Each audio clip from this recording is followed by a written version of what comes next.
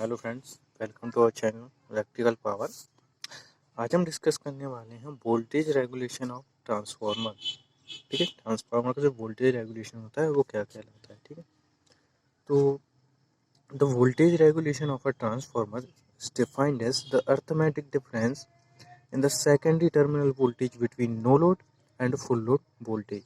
इसका मतलब ये होगा कि जो ट्रांसफार्मर होता है उसका वोल्टेज रेगुलेशन जो होता है वो क्या होता है कि जो अर्थमेटिकल डिफरेंस होता है सेकेंडरी साइड के टर्मिनल्स जो होते हैं उसमें अर्थमेटिकल जो डिफरेंस आता है किस किस के बीच, नो लोड की कंडीशन और फुल लोड की वोल्टेज। ठीक है, जब नो लोड था तब वोल्टेज तब के वोल्टेज, और जब फुल लोड था तब का वोल्टेज। तो इन दोनों के बीच जो दोनों वोल्टेज के बीच का जो अर्थमेटिक डिफरेंस आता है वो कहलाता है इसका वोल्टेज रेगुलेशन ऑफ ट्रांसफार्मर। ठीक है, at a given power factor with the same value of primary voltage for the both rated load and no load. ठीक है, किसके लिए, एक गिवन दिए हुए पावर फैक्टर के लिए। ठीक है, और किसके साथ, same value of primary voltage.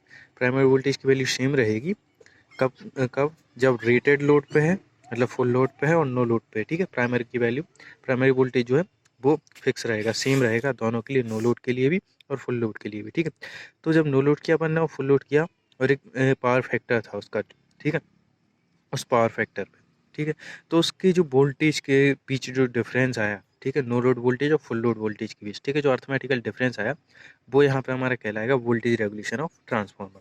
ठीक है, so it is expressed as either a per unit और a percentage of rated voltage load voltage. ठीक है, तो ये एक्सप्रेस किया जाता है किसमें, एक्सप्रेस में दर्शाया जाता है या तो पर यूनिट में या फिर परसेंटेज में of the rated load voltage. ठीक है, rated voltage is usually taken to be the name plate value. जो रेटेड वोल्टेज होता है वो हम लेते हैं नेम प्लेट वैल्यू, मतलब जो ट्रांसफार्मर पे जो उसकी नेम प्लेट लगी होती है, ठीक है, उस पर जो रेटेड वैल्यू दी होती है वो लेते हैं हम रेटेड वोल्टेज। ठीक है, तो the numerical difference between no load and full load voltage called inherent voltage regulation कहलाता है। ठीक है, सो इनहेरेंट वोल्टेज रेगुलेशन अपन क्या लिख सकते हैं, no load voltage minus full load voltage, मतलब V2 नो लोड पे और माइनस V2 फुल लोड पे। ठीक है, अगर हम पर यूनिट में वोल्टेज रेगुलेशन देखें एट फुल लोड पे, ठीक है, तो वो क्या कहलाएगा, पर यूनिट वोल्टेज रेगुलेशन जो होता है वो होता है V2 NL, मतलब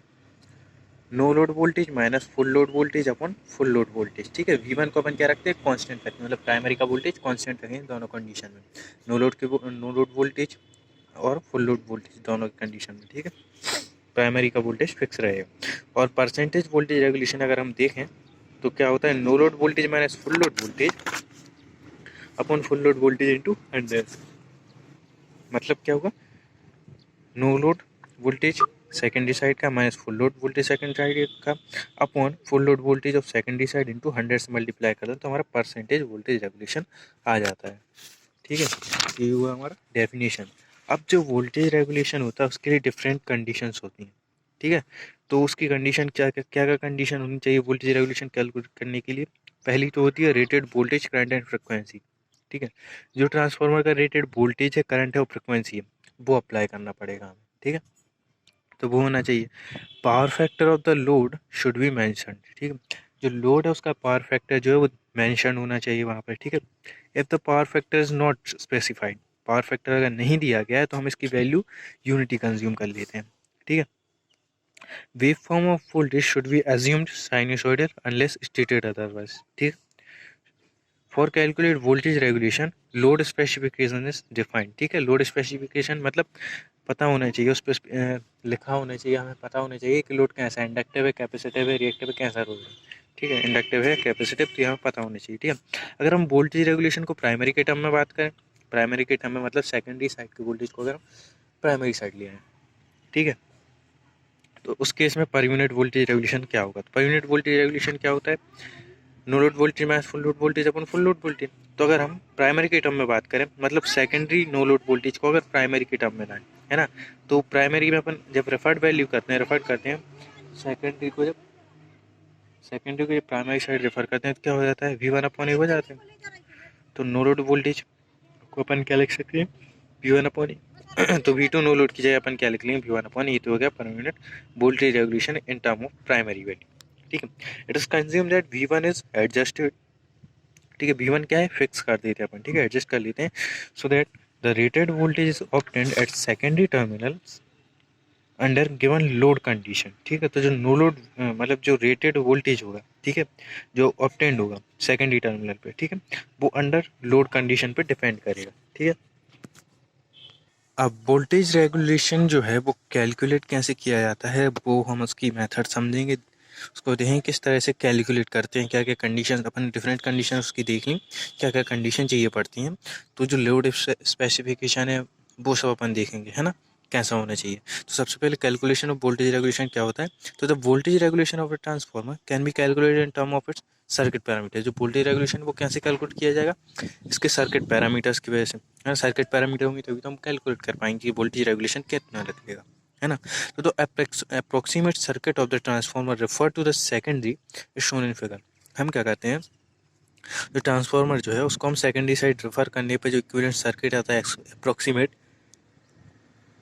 वो हम बनाते हैं, ठीक है। तो सेकेंडरी साइड रेफर करेंगे, जब प्राइमरी को सेकेंडरी साइड ले जाते हैं तो क्या हो जाता है, V1 के अपॉन में आ जाएगा, I1 जो है उसके इंटू में आ जाएगा, ठीक है, आई जितने भी होते हैं उनके करंट के इंटू में ये आ जाता है, ठीक है।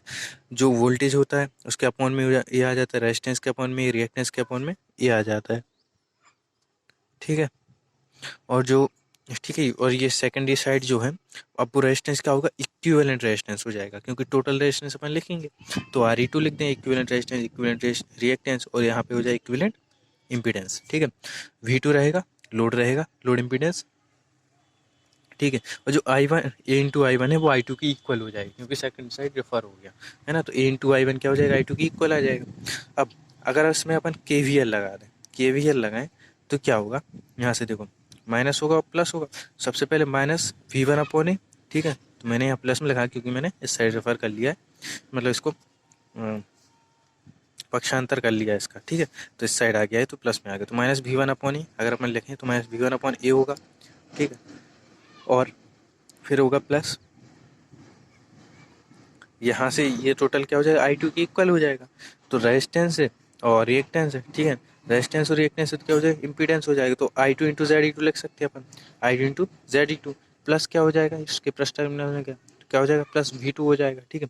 अब यहाँ पे वापस आ गया माइनस पे, ठीक है, पूरा लूप हो गया। तो KVL अपना अप्लाई हो गया। अब V1 अपॉन ए कितना था, माइनस में था, ठीक है। इसके अपन ने जो टोटल लिखा था वो अपन टोटल कैसे लिख सकते हैं, ऐसे देखो, माइनस V1 अपॉन ए, सबसे पहले माइनस में गया, ठीक है, फिर प्लस क्या हो जाएगा, I2 इंटू ZE2, ठीक है, क्योंकि रिएक्टेंस और रेजिस्टेंस दोनों को अपन क्या इम्पीडेंस लिख सकते हैं, तो I2 इंटू ZE2, प्लस फिर कहाँ गया है, V2 में, so plus V2 is equal to अपन क्या लिखते हैं, जीरो लिखते हैं, तो जीरो हो गया।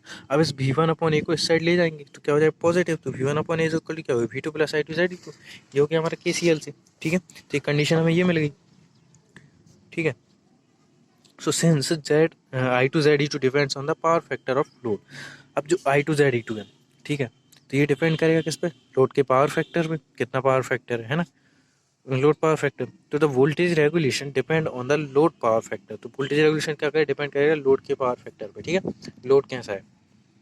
तो in order to calculate regulation the following steps are used. अब हमें क्या है, लोड स्पेसिफिकेशन बहुत जरूरी होता है इसमें, ठीक है, लैगिंग है, लीडिंग है, कैसा है, यूनिटी है, कैसा है, ये जरूरी होता है। तो अपना ही जो रेगुलेशन डिपेंड करता है वो करता है लोड के पावर फैक्टर डिपेंड करेगा, ठीक है। तो इसके लिए कुछ स्टेप्स लेते हैं हम।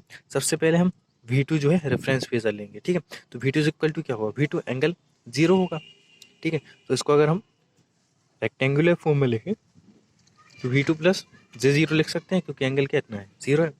I2 इन फेजर फॉर्म, I2 को कैसे लिखेंगे फेजर फॉर्म में, ठीक है। अब लोड स्पेसिफिकेशन अलग, लोड अलग अलग होती है, तो हमारा जो है I2 को भी हमें लोड के हिसाब से लेना होगा। अगर लैगिंग पावर फैक्टर है, ठीक है, अगर cos फाई जो है वो लैग है, तो क्या हो जाएगा, I2 इज इक्वल टू क्या हो जाएगा, I2 एंगल जो है माइनस फाई2 हो जाएगा, क्योंकि ये क्या करेगा, लैग करेगा वोल्टेज। तो इसको अगर हम रेक्टेंगुलर फॉर्म में लिखें, कन्वर्ट करें, तो I2 is equal to minus फाई2 को लिख सकते हैं अपन cos फाई2 माइनस J sin फाई2 होता है, ठीक है। इसको निकालेंगे तो भी इतना ही आएगा, ठीक है, इसको सॉल्व करने पे।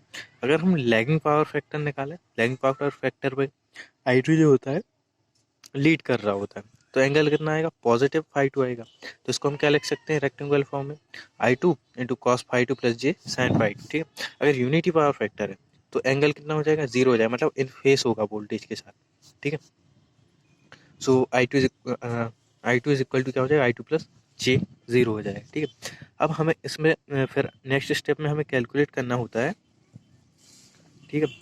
ZE2 इज इक्वल्स टू, मतलब इसका इम्पीडेंस निकालना पड़ता है हमें, टोटल इम्पीडेंस कितना है, ठीक है। इम्पीडेंस निकालने के बाद कैलकुलेट करते हैं V2 नो लोड पे, ठीक है। V2 नो लोड पे कितना हो जाएगा, V1 अपॉन ए लिख सकते हैं अपन, क्योंकि इन प्राइमरी के टर्म में अगर बात करें तो, ठीक है।